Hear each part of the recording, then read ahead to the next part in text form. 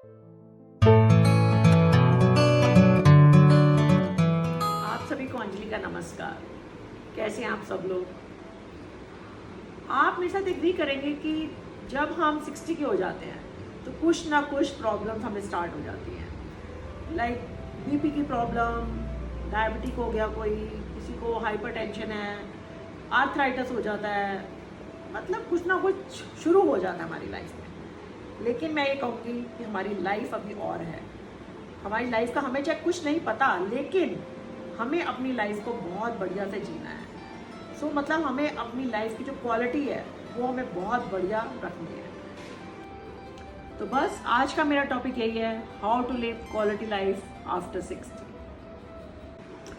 तो सबसे पहले मैं कहूँगी कि आपका जब दिन शुरू होता है तो आपको सबसे पहले सोचना है कि आपका पर्पस क्या है लाइफ में। तो मैं ये कहूँगी कि आप सबसे पहले अपना ध्यान रखिए, इसको आप अपनी प्रायोरिटी पे रखिए कि आपने सुबह उठना है, आपने कोई वॉक करनी है, एक्सरसाइज करनी है, अपने आप से प्यार करना है, तो मेडिसिन लेनी है।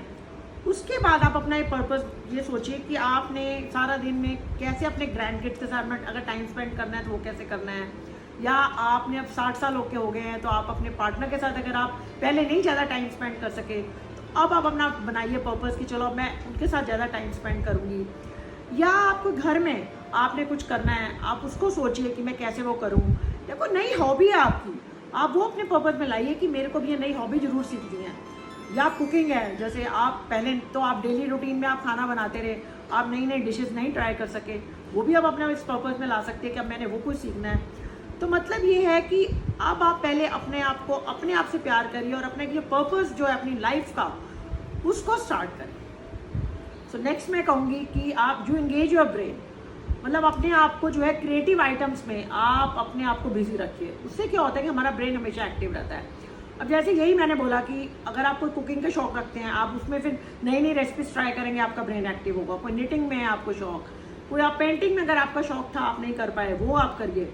अब ग्रैंड किड्स घर में हैं, अब आप उनको साथ इन्वॉल्व रहिए। अगर आप उनको जैसे पढ़ा ही रहे हैं या उनके साथ कोई क्रिएटिव चीज़ें बना रहे हैं, उससे भी आपका ब्रेन काफ़ी एक्टिव रहता है। और मैं भी कहूँगी कि आजकल जैसे गेम्स आ गई हैं, आप अगर गेम का शौक रखते हैं तो आप वो भी अपने आईपैड पे किसी पर भी आप वो गेम खेलिए, वो भी आपको काफ़ी क्रिएटिव रखेगा। अच्छा, बच्चों के साथ बैठ के आप स्क्रैबल खेल सकते हैं, उसमें भी काफ़ी ब्रेन एक्टिव रहता है। मतलब ब्रेन एक्टिव रहने से ये होता है कि एज के साथ जैसे हमें भूलने की, जैसे हम भूलना शुरू हो जाते हैं, कई चीज़ें होता है हम कहीं रख के हम भूल गए हैं, जो डिमेंशिया कहते हैं, तो वो जो होता है ना, कहते हैं साइंटिफिकली इट्स प्रूवन कि अगर आप अपने ब्रेन को एक्टिव रखेंगे तो आप उन सब चीज़ों से दूर रहेंगे और आपका ब्रेन जो है वो बहुत एक्टिव रहेगा। तो बस एक आप मेरा ये भी पॉइंट है कि आप जरूर अपने आप को किसी ना किसी एक्टिविटी में बिजी रखें। One more thing I will say, embrace ageing. अब देखिए, हमें एजिंग तो आएगी, हम बड़े होएंगे ही होएंगे, और हमारे फेस पे कभी रिंकल्स नहीं आएंगे, कभी हमें चलने में भी प्रॉब्लम होएगी। धीरे धीरे हम जैसे बड़े होंगे काफ़ी प्रॉब्लम्स आएंगी। उसको पॉजिटिव लेकर चलिए। ये मत सोचिए कि नहीं अब तो बस हम चल नहीं सकते, हम कहीं जा नहीं सकते। अगर आप अपना ध्यान रखेंगे और अपनी केयर करेंगे, अपने आप को पॉजिटिवली सोचेंगे अपनी लाइफ के बारे में, तो एजिंग कोई बुरी चीज़ नहीं है। आप उसको पॉजिटिव सोचिए, अपने आप को उसी में ढालिए और हेल्दी खाना खाइए।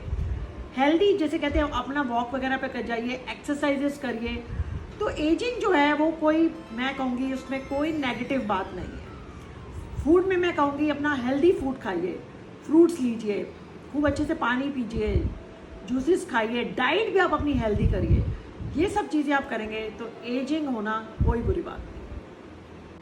अब एक बात मैं और कहूँगी हेल्थ के लिए, कि हमें मतलब अपना ध्यान खुद रखना है। हमें ये वेट नहीं करनी कि अगर हमने कोई मेडिकेशन लेनी है तो कोई लाइक हमारा घर में कोई बच्चा या कोई भी आएगा और वो हमें मेडिसिन देगा और हम तभी लेंगे। कई बार वो भूल जाते हैं, फिर सल्क हम करते हैं कि देखा हमारा ध्यान नहीं कोई रख रहा। अपना ध्यान आप खुद रखिए। अपनी मेडिकेशन आपने कब कब लेनी है, अलार्म लगाइए ना अपने फ़ोन पर कि जो आपको रिमाइंडर्स देते हैं फ़ोन पे कि हाँ भी अब आपका दवाई का टाइम हो गया है, या आपने कोई डॉक्टर से आपकी अपॉइंटमेंट है।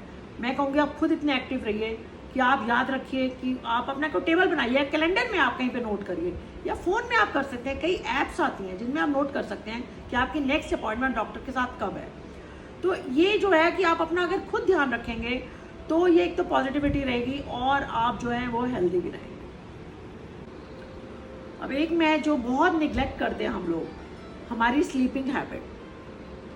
हमें अपनी स्लीपिंग हैबिट का बहुत ध्यान रखना चाहिए। हम कितना सो रहे हैं, हमें कोई और प्रॉब्लम तो नहीं हो रही है, स्लीप एपनिया तो नहीं हो रहा है। मैं इस पर ज़्यादा डिस्कस नहीं करूँगी, इसका मेरा एक और वीडियो है, आप उस पर जाकर देख सकते हैं। मैं इसमें अपना लिंक जो है अभी आपके साथ शेयर कर दूँगी। अब हम 30-40 के तो रहे नहीं, तो मैं ये कहूँगी कि थोड़ा सा हमें ना प्रिकॉशन के साथ, जैसे होता है जब हमें स्टेप्स चढ़ने हैं या हमें एकदम से रात को जैसे सोए हुए हैं, अब हमें एकदम उठते हैं, तो एकदम से जग के साथ एकदम उठ के खड़ा नहीं होना चाहिए। थोड़ा सा अपना ध्यान रखिए। मैं ये नहीं कहूँगी अपने आप को डल करिए, लेकिन प्रिकॉशंस जो होती हैं ना वो बेटर होती हैं। तो कई बार होता है एकदम से आप लेटे हुए हैं, एकदम आप उठते हैं, तो कई बार आपको चक्कर आ जाता है, या आप जैसे स्टेप्स चढ़ रहे हैं, स्टेयर्स में जा रहे हैं, तो मैं ये कहूँगी कि अगर आपको थोड़ी सी नीज़ में प्रॉब्लम है तो 1-1 करके चढ़िए, उसमें कोई शर्म की बात नहीं है। रेलिंग है तो रेलिंग को आप पकड़ के चलिए, उतरते हुए भी आप अपने नीज़ पे ज़्यादा स्ट्रेन मत डालिए, और थोड़ा शार्प एजेस का अपने घर में ध्यान रखिए। क्या होता है कि अगर इस एज में गिर जाएं या कोई बोन फ्रैक्चर हो जाए तो हीलिंग में बहुत प्रॉब्लम होती है। तो इसलिए मैं ये कहूँगी अपना फुटवेयर है वो भी आप बहुत ही कंफर्टेबल पहनिए, कि जिससे आपको कभी पैर वगैरह ना मुड़ जाए, मोच ना आ जाए।